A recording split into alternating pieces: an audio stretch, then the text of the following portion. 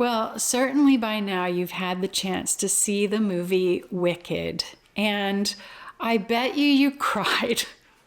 If you're a wise woman, this is a movie that made you cry. And there are 3 major reasons why you cried when you watched Wicked.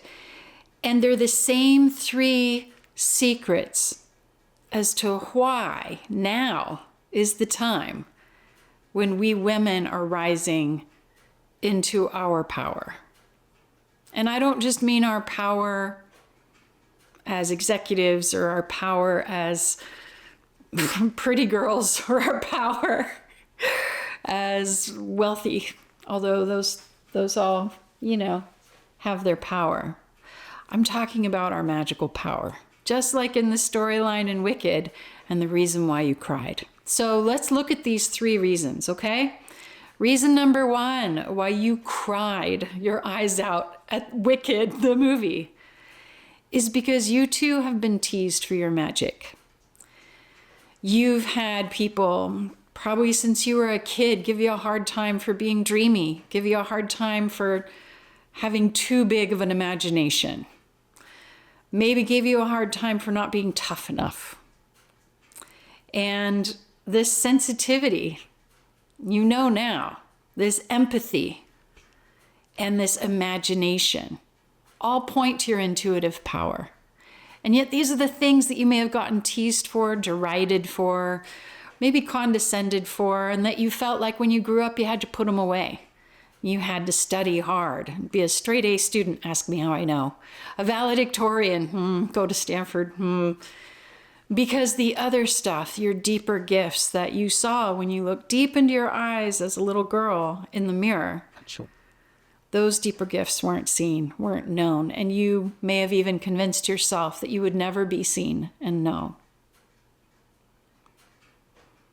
It's a lonely feeling. And it's a reason why when we see in Wicked the final recognition of deeper magic, of the potent connection we have in the eyes of Elphaba, and in the eyes of Glenda too, it's when we cry out of recognition. Okay, reason number 2, why you cried at Wicked. It's because you too have been tested. You've been tested. Your integrity was tested. Have you noticed that every time you felt yourself expanding in spiritual power, you felt your intuition, your visionary sense expanding, you were tested? Would you use that ability just to get what you want? Would you use it just to be greedy? Or would you share it? Would you utilize it to help others? Would you use it not just in the secret of your own personal practice, but would you bring it outward and attempt to help others with it?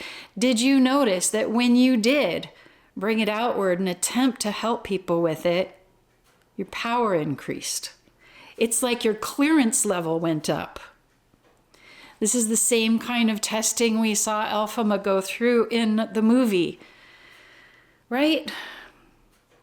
She was tested. It wasn't easy. The path of spiritual growth and intuitive development is not the easiest path.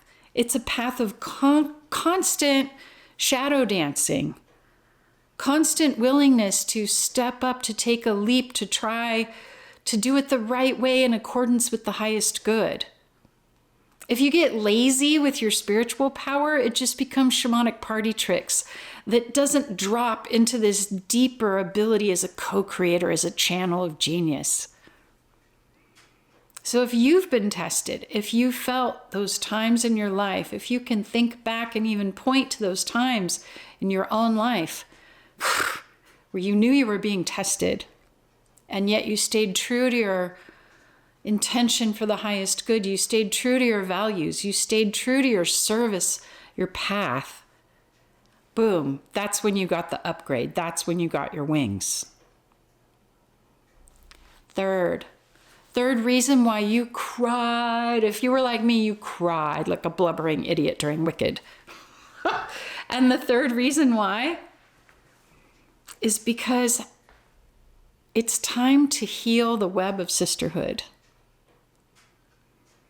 It's been so long that women have been subjugated, discriminated against, and not just women in our societal roles, but our power, our deep intuitive knowing, our empathetic, compassionate, nurturing, hormonally based mentality. In other words, our hormones are built for care. Our hormones aren't built for constantly spiking adrenaline and conflict. Our hormonal systems are built for nurture, are built for compassion. And we have power in that nurture and compassion, especially when it drops into a connected, empathetic, pulsing connectiveness with all things, our deep and abiding knowing that rises from the earth, our rather shamanic feeling collaboration with nature. These are all women's feminine powers. Doesn't mean that men can't utilize them or don't have them, but our bodies and our nature are ripe and fertile grounds for these gifts to rise. And yet, as they've risen in the past,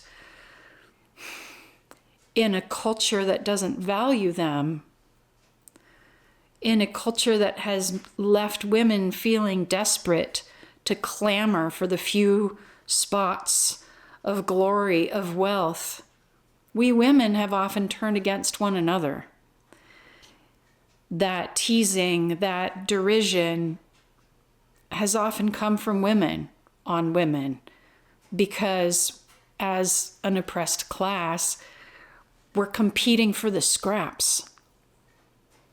And so in this story where we see Glinda representing the privileged golden girl and Elphaba representing the embodiment of this poignant depth and profound connection of both the dark and the light, both held up in integrity for the highest good, true magic, true intuitive intelligence. We see it playing out in this story in a way that does make us cry. Because there's a part of every one of us, perhaps, that is a Glenda, that is riding the privilege that we've been gaining, that we've been leveraging from a patriarchal, extractist culture.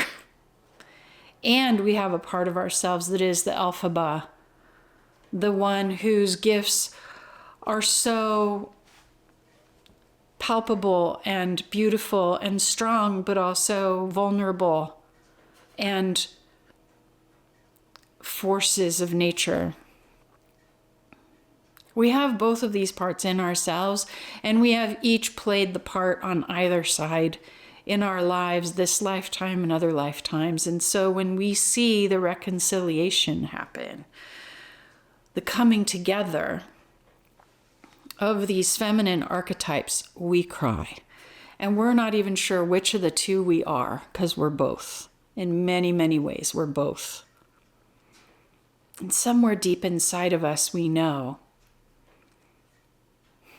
that it's the healing of that relationship, the relationship feminine to feminine, the sisterhood connection between women who are leaders, whether from the entrenched, intrinsic, privileged side, and also from the emergent, potent, intuitive side, the justice side, that righteous rage that we all have for justice and to let magic come back again into reality, so that intellect and intuition can finally work together in full partnership. That's the power of the healed sisterhood. And that's why you and I and others connect in circle, why we are creating communities like My Wisdom Collective, like the work that you may be doing too, to create opportunities to come together and rise. Because this is the year for us to rise amidst all this tumult, amidst the appearance of increased stifling, we rise. This is the year where we wake up and recognize there's no time to wait. These are the times we've been waiting for.